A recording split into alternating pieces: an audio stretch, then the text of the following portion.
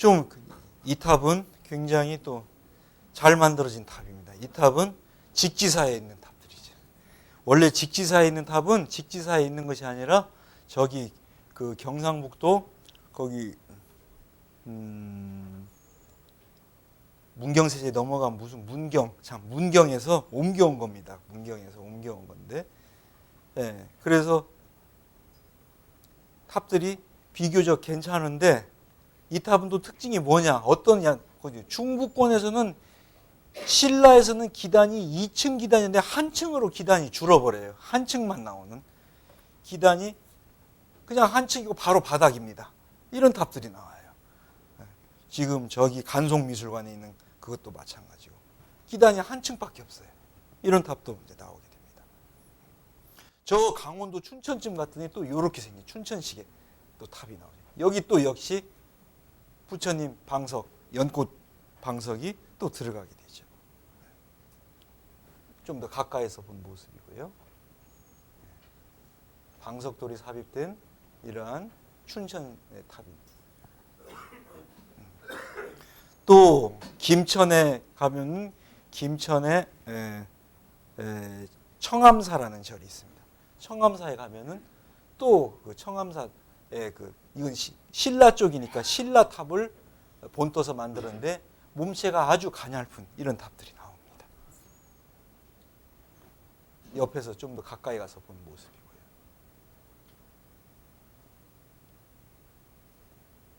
가까이서 본 모습입니다.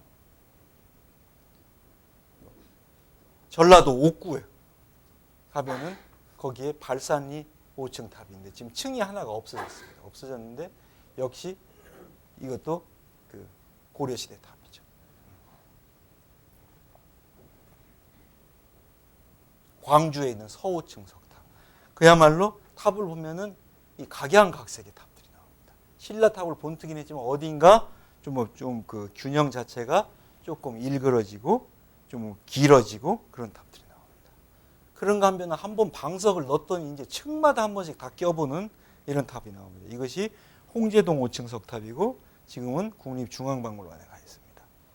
마찬가지로 그런 탑이 저 강원도에까지 가가지고 여기서는 탑심뿐만 아니라 기단까지도 낄 때는 다 껴봅니다. 한 번씩.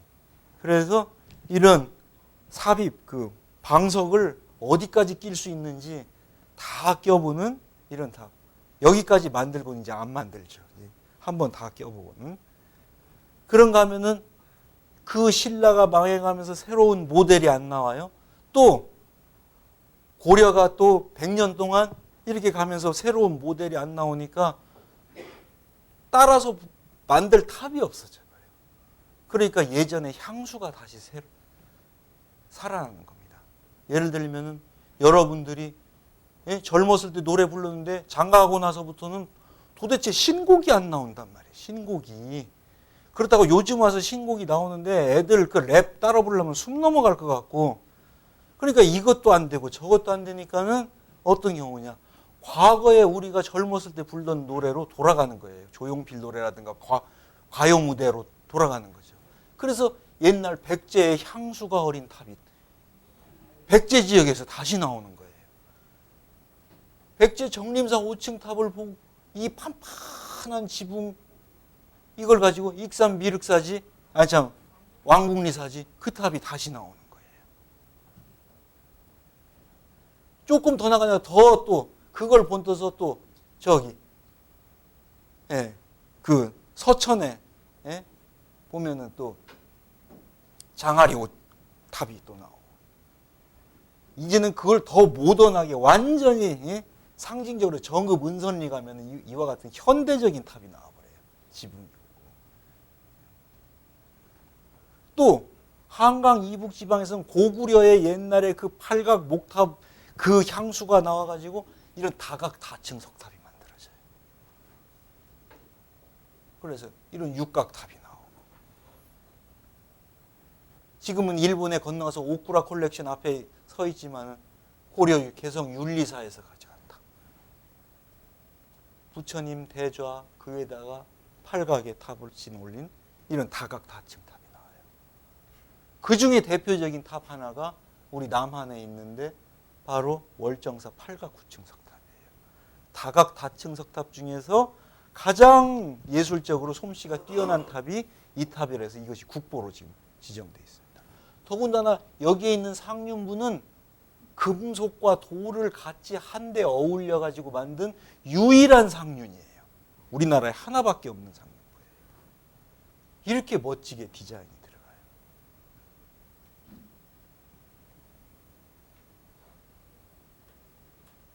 들어가요. 보현사 8각 13층 석탑. 전부 이런 다각탑들은 북쪽으로 많이 가 있어요. 북한에서 선전하는 사진이죠. 그런가 하면 저 전라도 화순 쪽에 갔더니 탑이 막 줄줄이 있어요. 줄줄이. 여기는 일부만 보였지만 있는 탑 다 합치니까 17개가 있어요. 여기에 보니까 불상이 72개가 남아있어요. 지금도.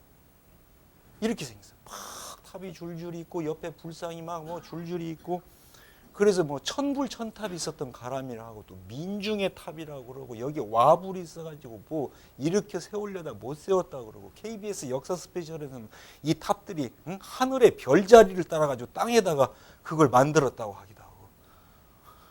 저는 하도 이 탑이 궁금해가지고, 우리나라가 이런 나라가 아닌데 탑을 만들어도 똘똘한 거 하나 딱 만들고, 아니면 쌍탑 많아야 뭐 3탑 이렇게 만드는데, 이렇게 탑을 줄줄이 세우는 것은 이건 너무나도 이상하다. 그래서 의심을 한 19년 동안 의심을 품었어요. 또 거기 보면은 전부 이런 불상들이 이렇게 생긴 것들이 있어요. 이거 전부 얼굴이 찐계란 모양이라. 코는 길쭉하고, 이게 우리 불상 스타일이 아니에요. 그런데 아니니까는 뭐라고 할 수 없으니까 전부 이게 민중의 불상이라고 그러는데, 세상에 민중에 무슨 돈이 있어가지고 이렇게 많은 불상을 만들고 이렇게 많은 탑을 만들려면, 이 돈 가지면은 차라리 뭐 사 먹지 그냥. 여기는 종사하시는 분들이 아시겠지만 탑 하나가 얼마입니까? 이걸 어떻게 민중이, 그 돈 없는 민중이 이렇게 많은 탑을 만들어요? 배고라 죽겠는데. 그래서 이건 아니다. 근데 자꾸 민중이라고 막 우겨대고 막 또 하늘에 별자리를 땄다고 그래서 그 뭔가 수사관으로 말하면 그 심증만 있지만 물증을 못 찾아가지고 헤매는데, 알지도 못하는 사람은 자꾸 딴소리만 해가지고 제가 드디어 2003년인가 칼을 안 들을 수가 없었어요. 이런 불상, 이건 우리식이 아니다. 불상을 만들어도 우리 이렇게 석굴암 불상 하나를 만들어 하나 공들여서 하나 만들고 말지, 이렇게 만드는 게 아니고, 다보탑을 만들든 석가탑을 하나를 만들지 이렇게 만드는 거 아니다. 이렇게 많은 탑을 만들고 이렇게 많은 불상을 만들려면 돈이 엄청나게 들어가는데, 그리고 엄청난 인부들을 동원해야 되고, 또 일설에는 이게 천불천탑을 도선국사가 하룻밤 사이에 만들었다고 하는데, 하룻밤 사이에 만들었다는 것은 그 뒷얘기를 잘 살펴봐야 됩니다. 예를 들어서 에밀 레종링을 만들기 위해서 애기를 집어넣었다. 진짜로 애기를 넣은 것이 아니라 사람이 죽어나갔다는 거예요. 그거 만들다가 그만큼 희생을 치르면서 에밀 레종이 나왔다는 거예요. 탑의 그림자가 안 비치니까 불국사 공사를 하는데, 아사다리 가서 그 공사를 하는데 안 올라가니까 그 부인 아사녀가 기다리다 연못 속에 탑의 그림자가 안 비치니까 연못 속에 빠져 죽었다. 사람 죽어나갔다는 얘기지. 그것이 그만큼 불국사 공사가 힘들어서 탑이 올라가야 그림자가 비칠 거 아니에요. 그림자가 안 비친단 말이에요. 그만큼 희생을 치르면서 불국사가 만들어졌다는 얘기지. 정말 아사녀가 기다리고 아사다리 뭘 기다려, 그냥 들어가서 만나면 되지. 그러니 도선국사가 하루아침에 이걸 만들었다는 얘기 뭐냐면, 빨리 만들어 막 족쳐가지고 금세 만들었다는 얘기. 그러니까 전부 얼굴이 똑같이 다 찡계란 이렇게 나오고, 탑도 전부 그런 식으로 나오는. 이거 그냥 동료에서 모델을 주고, 간단한 모델 주고 만들으라고 막 독려를 한 거란 말이에요. 그러면은 이렇게 독려를 할 수 있는 지휘 감독자가 누구냐? 얘가 범인이라는 거예요. 이 사람이. 이 사람은 그럼 어떤 자격을 갖고 있어야 이걸 만드는가? 첫째, 인원을 동원할 수 있는 그런 권력이 있어야 된다. 둘째, 이거 매겨 살리고 월급 줘가면서 이 탑을 만들 수 있고 돌을 가져오고 이 경제력이 있어야 된다. 셋째, 이만한 불심이 있어야 된다.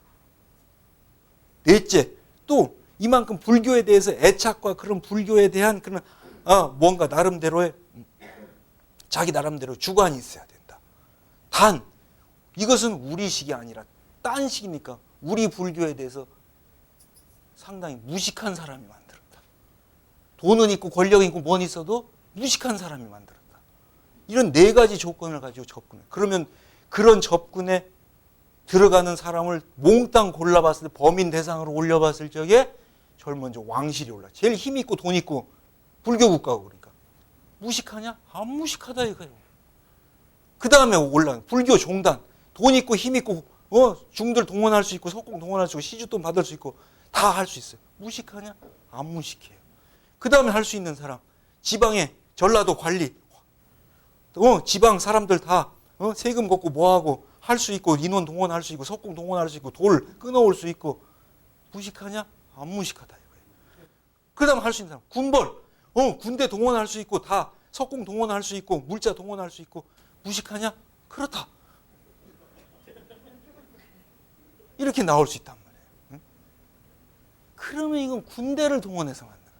그러면 여기 양식을 보자 이거예요. 이것은 14세기, 13세기 고려 말기로 떨어진 거. 그 이전에는 이런 탑이 안 나오거든요. 그리고 맞춰봤더니 이것은 1270년 개성으로 환도해가지고서 마지막 삼별초 항전을 할 적에 항전 군사를 진도로 내몰고 진도에서 제주도로 내몰고 전승 그걸 무너뜨리고 전승 기념으로 만든 거예요. 고려가 어떤 나라냐면은 1239년인가요? 개성에서 강화도로 들어가요. 하도 몽고족이 쳐들어와 버리니까 들어와 버려요. 39년간 그 섬에 있으면서 안 나와요. 안 나오니까 그냥 몽고족이 7번을 쳐들어와요. 대구 부인사에 있던 803 부인사에 있던 8만 대장경이 다 불타버리고 국내가 쑥밭이 돼버리는 거예요. 처음에 내려와가지고 다 잘하겠습니다. 잘하겠습니다. 곧 나가겠습니다. 그러니까 갔단 말이에요. 그리고 안 나와. 두 번째 또 내려왔어요. 약속 안 지켰지. 나오니까 용인에 있던 그 승장이 김윤호라는 승장이 그냥 적장 살리타이를 쏴 죽여버리는. 그러니까 또 수수에 물러 너 다음에 두고 보자. 해가지고 일단 철수를 하고 또 세 번째 내려가니까 빨리 나와. 조금만 기다려. 우리가 준비가 안 돼서 못 나가. 또 그렇게 해서 나간다고. 그리고 또 안 나가. 그래서 7번 약속을 했는데 고려가 한 번도 약속을 안 지켰어요. 끝까지 안 나갔어요. 그러니까 완전히 이제 국토를 쓸어버리니까는 도저히 안 되겠네. 도저히. 그래가지고 출륙합시다. 나갑시다. 그래서 그 말을 전하려고 그때 임금님이 고종 임금이었는데 고생을 찌질이도 고생을 한 임금님은 고생하면서 힘들었다고 노풀꽃자 하나 써줘요. 고려시대 고종, 조선시대 고종 너무 힘들었어. 고생하지. 고종.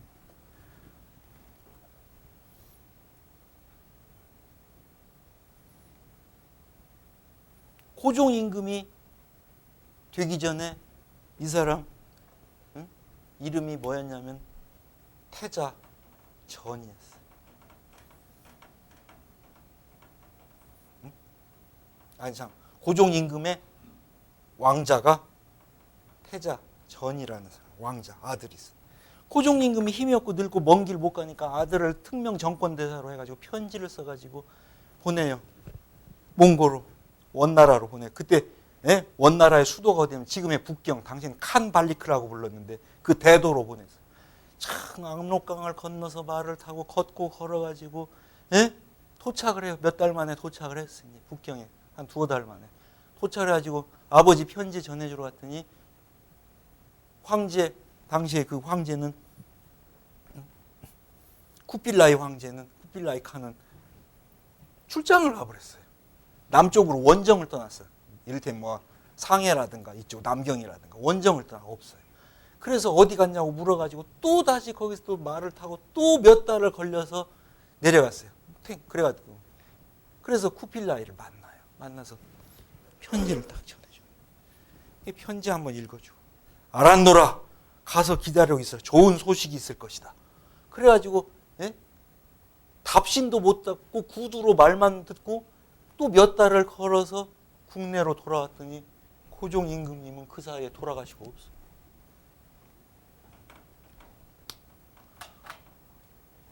아들놈은 문상도 못 치르고 왕이 됐어요. 왕이 됐어. 이 왕이 바로 원종 임금입니다. 원종 임금. 그래가지고 옥신각신 뭐 어쩌고 저쩌고 이제 기다리고 있는데 하다가 결국 이제 우리는 출륙합니다. 해가지고 출륙을 딱 했죠. 해가지고 개성으로 가고 개성으로 가는데 또 못 갑니다 하는 사람은 남아가지고 저항파가 돼가지고 그때 삼별초 조직 밑에서 끝까지 항전을 했죠. 항전을 해가지고 진도로 갔고 진도에서 7달 머물다가 안 돼가지고 제주도로 갔고 제주도로 거기서 한 걸 하고 있는데 이때 개성에서 한편으로는 진도로 거기서 머물면서 항전을 하고 있고 한편으로는 개성으로 나와서 있는데 그때 탁 편지가 왔어요 하고 편지가 딱 도착을 하는데 다시는 너희 나라를 치지 않을 것이다.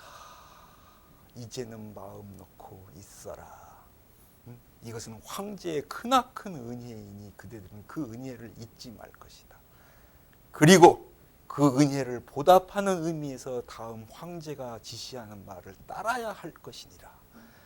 자네들은 내가 가만 놔두겠지만 그 밑에 있는 섬나라인 재팬, 일본은 그냥 둘 수가 없으니 그대 나라는 우리가 일본을 정벌 하는데 큰 도움을 주어야 할지니라. 과거의 은공을 잊지 말고 그대와 화평을 지속하는 그 은공을 잊지 말고 일본 침략에 동조하라. 비바람 몰아치는 현해탄의 파도를 핑계치 말라. 딱 그렇게 편지로. 그러니까 완전히 동상이 이몽을 한 거예요. 인제는 살았다고 누워서 편히 자려고 그랬는데 편지 받고는 그게 아니었던 거예요. 이제 너들 편해지기 때문에 물자 대라 이거예요. 물자 대라.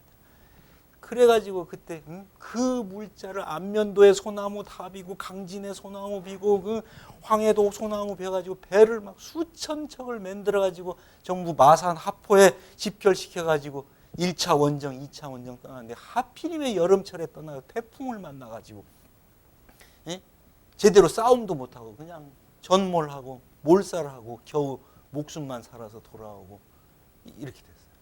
그때 일본에서 그 엄청난 그 일본 원정대를 갖다가 무찔러준 그 태풍 신이 불어준 태풍이라고 해서 그래서 그때 이 말이 나오고 일본에서는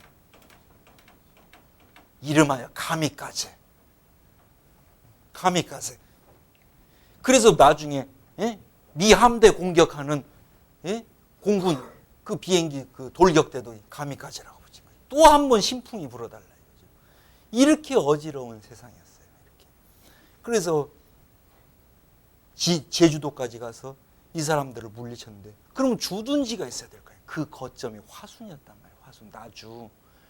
여기가 방어하기도 좋고 그래서 여기다가 주둔하면서 그 앞으로 들이 펼쳐지고 영산강으로 해서 바로 나갈 수 있고 그래서 여기서 주둔을 치면서 진도를 아우르고 남해안을 평정을 하고 제주도까지 평정을 하고 와서 전승 기념으로 이걸 세우니까 얼마나 빨리 세워야 됐겠어요.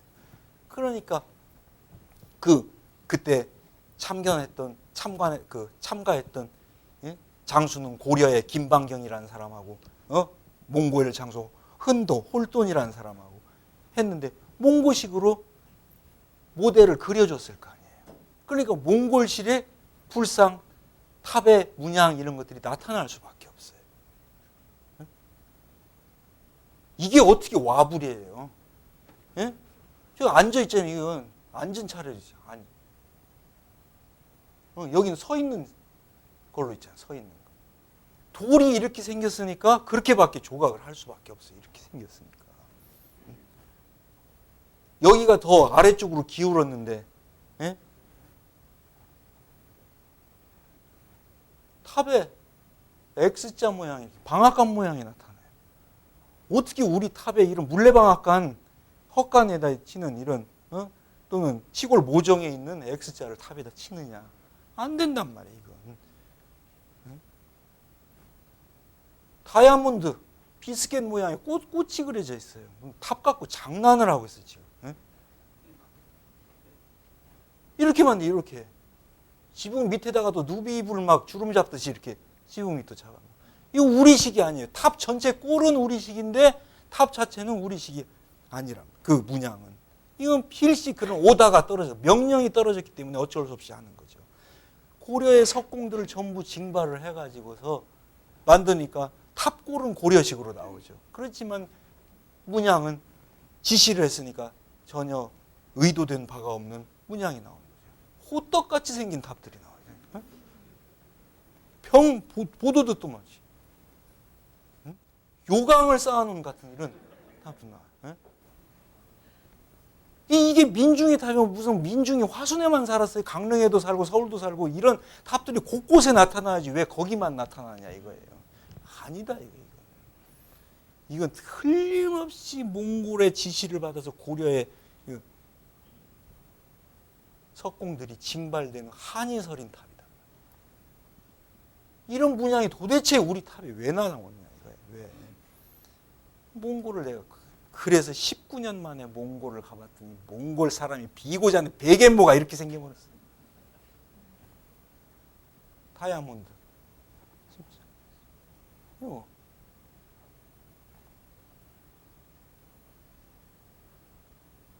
이건 뭐냐? 텐트 치면서 맨날 봤던 문양이에요. 텐트 치면서. 이 문양을 갖다가 그대로 새깁니다. 그래서 이 운주사가 나오는 거예요. 이렇게 해서. 이런 모양으로 나와서. 왜냐? 탑을 단탑이나 쌍탑 이 정도만 세우는 나라는 우리하고 일본밖에 없어요.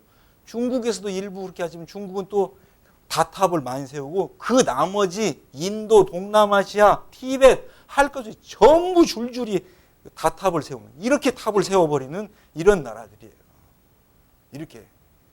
그러니까 그쪽에 그 풍습대로 탑이 세워진 거예요. 이런 유행도 있었고 또 사자탑을 세우는데 질이 떨어지니까 왼쪽과 같은 사자가 좀 더 웅크리고 있는 월악산 사자 빈사 탑도 나오고 그것이 더 민예적으로 가다 보니까 홍천 괴성리가 가봤더니 여기 사자가 방울 달린 강아지처럼 나와버려요.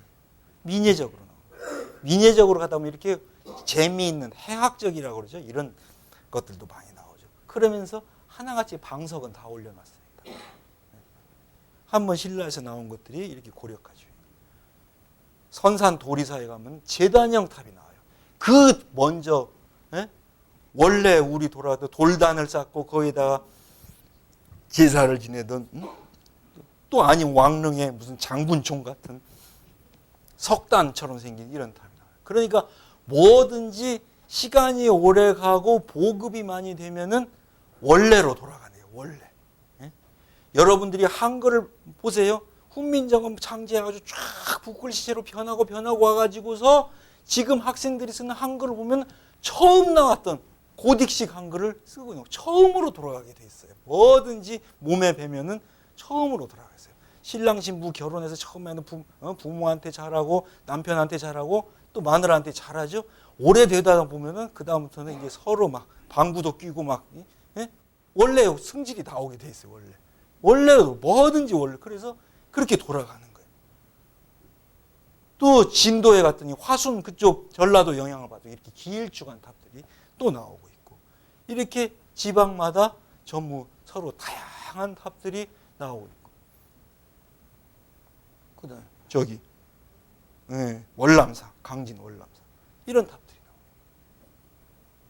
이따 또 그 백제식의 탑을 가지고 단을 주는데 너무 둔탁하게 주다 보니까 꼭 벽돌탑처럼 이런 탑들이 나온단 말이에요. 그러니까 이것은 그런 새로운 모델이 제시되지 않으니까 과거로 돌아가서 옛 것을 보고 만들고 옛 것을 보고 또 그렇지 않으면 자기 나름대로 민회적인 것을 만들고, 그러니까 과거에 봤던 거 아닌 거 그런 거 합쳐서 다양한 떡을 만들어내는 거예요. 원래 떡은 한 가지로 들어왔는데 여러 가지 떡을 이렇게 만들어내는 거죠.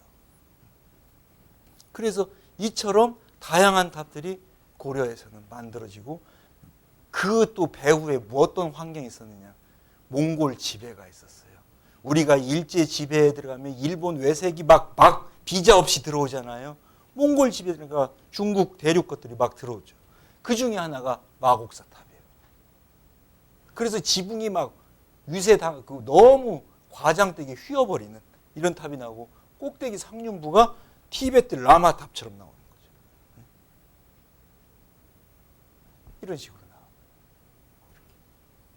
전혀 보지도 못한 새로운 스타일의 이런 상륜이 나와버리는, 이런 것도 몽골의 영향으로 고려 말기에 나오는 거죠. 그러다 보니까 하나 나오니까 또 여기도 우리식의 그런 고리가 있는 그런 상륜이 아니라 또 다른 상륜으로 그 김제 금산사탑에서 나오고 이렇게 나오는 거죠. 여기도 마찬가지예요.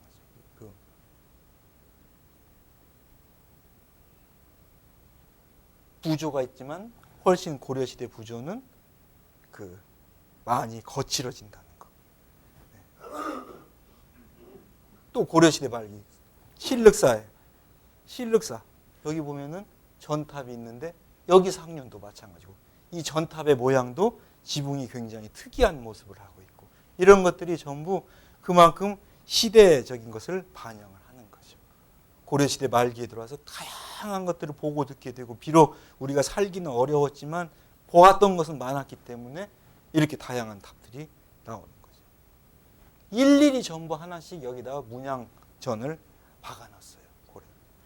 우리 전탑의 마지막 탑이라고 할 수 있는 거죠. 그런가 하면은 개성 그 북쪽의 영향을 받아서 또 이런 육각탑을 만들기도 해야 돼요. 이때 남쪽에서 금산사에서. 이 탑은 청석탑이라고 해서 흑색의 돌인데 푸른 빛이 나요. 그래서 청석이라고 하고, 학술적으로는 전파남이라고 하는데, 이 탑이 원래는 이렇게 탑 몸체가 다 있었는데 이게 없어지고 켜로 잘 뜯어지니까 없어지고 지붕만 남아서 이렇게 지금 나잡게 돼 있는데, 원래는 이 배는 더 높았을 거예요. 이게 다 몸체가 있었으면. 이런 탑도 만들었고, 거기 이런 조각이 나타나죠. 또 이와 같은 금강계단식 탑도 있어요. 이것은 수계를 받을 적에 보통 이런 데서 봤는데, 이 금산사의 금강계단 이런 탑도 만들어지고, 그 위에 여기 있는 것은 아마 조선시대에 다시 세운 탑 모습으로 지금 보고 있어요. 그런가 하면 보엽인 석탑이라서 중국에서 엄청나게 유행했던 탑이 우리는 고려시대 말기에 또 들어와요. 그래서 이렇게 생긴 탑도 만들어져요. 여기에 보엽인 다란이경에 나오는 내용을 그림으로 그려서 표현을 하는 거죠. 동국대학에 있습니다. 다른 면에서 본 모습이고요. 거기에 있는 부조상들.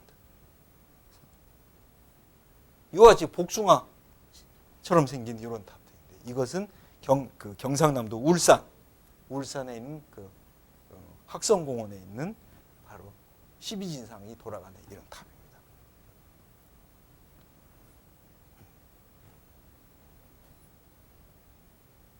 옆에서 본 모습이고요. 또 해인사 원당암이라는 암자에 가면은 여기 하얀 기둥이 별도로 삽입된 탑이 있어요. 대리석을 썼어요. 흰색 기둥을 별도로 썼다. 이런 탑도 만들어져요. 이것은 뭐냐면은 이 몽골 원래 원나라 민족들이 흰색을 굉장히 좋아해요. 흰색은 이제 말 중에서도 가장 신성한 말이 흰색이니까 궁궐에는 흰색 백마밖에 없어요. 또 설날이 되면은 전부 흰색 옷을 입어요. 흰색을. 또 말젖을 먹고 우유를 먹고 자라고, 그러니까 이 흰색이 가장 숭상을 해서 이때 원나라 때부터 백자가 크게 숭앙을 받게 돼요. 흰색이 제일이라는 것을. 그러다 보니까 이때 이런 흰색을 넣은 이런 탑이 나와요. 그런 탑들이 하나 나오니까 또 여러 군데서 이런 청석탑들이 나오게 돼요. 그리고 마지막으로 한번 끝을 보는 탑이 하나 나오는데, 그래서 원나라하고 이제 다 평정이 돼가지고 잘 살게 됐어요. 잘 살지는 못했지만은 무리 없이는 서로 어지러움 없이는 살게 됐어요. 그러면서 우리나라 왕이 격화가 되죠. 그전에는 종자를 붙이던 왕이 이제 전부 왕자를 붙이죠. 충렬왕, 충숙왕, 무슨 왕. 이 왕자를 붙이고 몽골 원나라 제국의 공주, 그 왕실의 딸내미 공주하고 결혼을 해가 왕이 결혼을 해요. 왕이 우리나라가 사위나라가 돼요.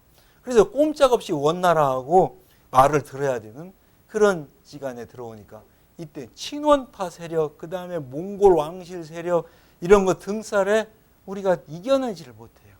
이렇게 이겨내지를 못하고 살다 보니까 왕이 제대로 왕노릇을 못하게 돼요. 왕노릇을 못하게 되고 엄마 밑에서 크다 보니까 이 왕들이 어쩌면 그렇게 제대로 지금으로 말하면 뭐라 그럴까?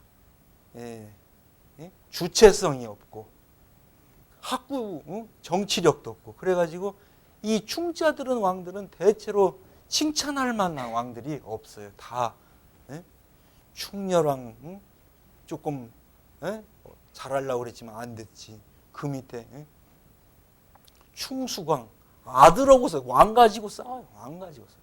그래서 자기가 왕 됐다가 아들 왕 줬다가 또 아들 왕 뺏고 자기가 또 왕 됐다가 이런 식이었어요.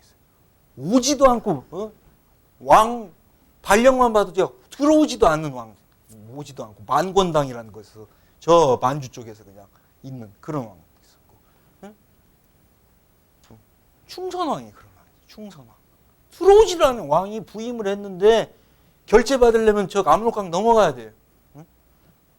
그 다음에 충수광, 충해왕, 심지어 이 충해왕 이때쯤 가면은 충수광, 충선왕, 충해왕 이때쯤 가면은 어떻게 애가 그러니까 혼혈로 나왔는데 버르장머리가 없는지 그냥 왕실에 있는 그냥 궁녀고 누구 보기만 하면은 차 마시자고 그러고 그냥 보는 사람마다 방으로 들어오라고 그러고 그래가지고 도저히 스캔들 때문에 있을 수가 없어가지고 나중에는 이것이 본 원나라까지 들어가지고 왕을 잡으다가 투르키스탄으로 유배를 보내버렸어요. 우리나라 왕이 유배를 가 유배를. 그래가지고 또 그 이색의 어르신 분 누군가 이색 선생인가 누군가가 또 막 탄원을 해가지고 풀려나기도 하고 이런 지경까지 이제 가는 시절이에요. 그러면서 충모광까지 이제 오는데 충모광이 그 어린 7살 먹은 녀석이 이제 왕이 되는 거예요. 이때쯤 되니까 완전히 이제 꼬봉이 되는 거죠. 그러면서 그때 이 경천사탑이 서는 겁니다. 마지막으로 고려인들이 실력 발휘를 하는 거예요. 그래서 이 탑을 만들어내요. 그동안 잠재되어 있던 그 실력을 총동원해서 이 탑을 만들어요. 이런 탑은 어느 나라에도 없어요. 우리나라밖에 없는 거죠. 그래서 정말 이렇게 밑에서부터 끝까지 전부 조각으로 장식하고 불경의 여러 가지 나오는 내용들을 새기고 현판까지 다 달고 그래서 이 탑은 고려시대 건축을 이해하는데도 아주 중요한 탑이 됐어요. 꼭대기까지 쫙 다 얼마나 이 탑이 중심을 잘 잡고 서 있는지 제가 한번 올라가 본 적이 있어요. 올라가서 손을 대면은 탑이 이래요. 이렇게 흔들려. 근데 안 넘어지고 저 탑이 이제 있었던 거죠. 그래서 이 탑이 더 이상 바깥에 두면 안 되겠다. 자꾸 이렇게 공기에 오염되니까. 그래서 경복궁 안으로 들어왔죠. 그리고 그 탑을 본떠서 조선시대의 원각사탑이 만들어지는 거예요. 이렇게 해서 고려시대가 그 탑을 마지막으로 만들고 갔는데 조선시대에 오니까 또 이 불교가 처음에는 조금 받아들여졌다가 중간에 억압을 받기 시작해요. 나중에는 불교가 전혀 제도권에서 멀어지게 되는 거죠. 그러다 보니까 태조 이성계 때 조금 해주고 그다음에 태종 임금 이방원 때 가서 완전히 불교를 쳐버립니다. 쳐가지고 다 그 토지 빼앗고 노비 내보내고 중 다 환속시키고 그 경제권을 나라 경비로 써가지고서 국가를 일으킵니다. 세종 임금 때 와가지고 그걸로 집현전도 짓고 뭣도 짓고 봉급도 주고 해가지고서 없앴는데 세종 말년에 해가지고서 불교가 다시 또 살아나요. 왜냐? 의지할 데가 없는 거예요. 의지할 데가. 다음 세상에 대해서 또 국가의 운명을 의지할 데가 없는 거예요. 그게 사람이 나이가 먹으면 먹을수록 종교를 찾는 거. 세종 임금도 마찬가지였단 말이에요. 세종 임금이 얼마나 불쌍한 임금이냐면은 여러분들은 역사책에서 가장 위대한 임금님이라고 보지만은 사주팔자로 보면 최고로 불쌍한 임금님이 세종 임금님이에요. 자, 왕 안 돼도 되는데 왕이 됐어요. 셋째 아들로. 거기다가 왕 되기 전에 왕세자를 만들어 놓고 또 내분 있을까 봐 세자 빈 가족을 전부 처단을 해버려요. 적당한 죄를 씌워가지고 그 소원왕후 심신의 아버지 심덕부부터 전부 다 심부름 저 사신분에다가 돌아오는데 역모했다고 해가지고 그냥 치고 다 치고 다 없애버리고 며느리 하나만 소원왕후 심씨 하나만 국가에 이바지 왕실에 이바지한 공이 있기 때문에 그대는 살려두노라 해가지고서 정말 온 집안 몰살 당하는 처지에서 왕비가 됐으니 속에 얼마나 그 회한을 품고 왕비가 됐을 거예요. 그렇게 해서 그 부부가 맺어져 가지고 왕이 된 왕과 왕비로 시작을 하는데 그래서 아들 딸 여러 낳고 복은 있어가지고 아들 안평대군 무슨 수양대군 해서 쭉 낳고 이제 살게 됐는데 거기서 왕세자를 또 하나 지정을 하고 세자빈을 맞이하고 그래서 이제 그 뒤에 누구 임금? 세종 다음 임금도 그죠? 문종 임금. 그래서 앞으로 문종 임금은 들량반 이렇게 만들어놨는데 거기서 손자를 하나 딱 이제 단종 손자를 하나 딱 낳았단 말이에요. 낳았는데 단종 임금이 낳자마자 엄마가 죽어요. 그 전에 또 어떤 일이 있었느냐면은 죽어. 그래서 홀로 기르고 있는데 소원왕후 심씨가 그 애미 없는 손자 기르는 재미로 살아요. 손자 기르는 재미. 세종 임금은 맨날 정치한다고 공부한다고 온갖 병이란 병은 간질병 무슨 병 다 걸려가지고 있고 눈도 아프고 코도 아프고 귀도 아프고 그러고 있고 손자는 엄마 죽고 아버지 밑에 있고 소원왕후가 기르는. 그러다가 소원왕후가 먼저 몸져서 가고 죽었어요. 그러니까 세종이 얼마나 고달프겠어요. 얼마나. 그래서 그 소원왕후를 위해서 잘 가시라고 부처님 은덕을 받으면서 잘 가시라고 해서 월인청강지곡을 그때 짓는 겁니다. 그러고 나서는 어떻게 사냐. 저 경복궁에서 마누라 없는 호래비 세종대왕, 마누라 없는 아들 왕세자, 엄마 없는 나 단종. 그러니까 외로운 남자 셋이서 맨날 아침, 점심, 저녁을 먹는 거예요. 그렇게 살다 갔어요. 그렇게 살다 가. 얼마나 담 바깥에서 살고 있는 그 왕자들이 봤을 때 기가 막혔겠어. 그 안에서 얼마나 관리들이 온갖 자기 마음대로 행정을 주무르려고 하지 않았겠어요. 그걸 보다 못해가지고 그 난리가 일어나는 거예요. 그래서 문종이 왕비도 없이 왕이 됐는데 얼마 안 가서 죽고 단종 혼자 궁궐에 남는 거예요. 궁궐에. 그 지경까지 가는 거예요. 그러니까 수양대군이 쳐들어와가지고 궁궐을 장악하고 장악하면서 바로 이 원각사탑을 만들어요. 왜? 꼼짝 말아요. 나 불교한다 이거야. 당연히 그래서 일부러 만드는 거예요. 그래서 당시 최고로 좋았던 수양대군이 생눈으로 봤던 탑 중에 가장 좋았던 탑이 경천사탑. 그 탑을 모델로 해서 이 탑을 만들어서 성공을 시켜요. 그때 경천사탑 이 탑을 다시 이제 지금 중앙청 옛날에 서 있는 이 탑을 모델로 해가지고 원각사 탑을 만들어서 그랬죠. 그리고 나서는 우리나라 탑들이 그 뒤로부터는 제대로 만들어지지는 못하고 결국 불교라는 것이 제도권 바깥으로 나가버리니까는 억제되니까는 임진왜란 병자호란 겪으면서도 사찰은 다 중창이 되지만은 탑은 새로운 모델이 안 나오고 끝나버리는 그런 결과가 나오게 되었습니다. 그렇지만은 지금의 이런 탑들을 봤을 적에 우리가 탑을 못 만들던 시절에도 이 실력이 잠재되어 있었지 절대로 실력이 죽었던 것이 아니다.